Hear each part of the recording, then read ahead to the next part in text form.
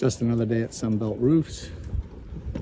We're here in partly sunny, partly cloudy New Orleans, doing a project with GAF Community Matters and the nonprofit Rebuild Together New Orleans. Just doing a basic roof here, other than we've got a pitched roof going onto a flat roof.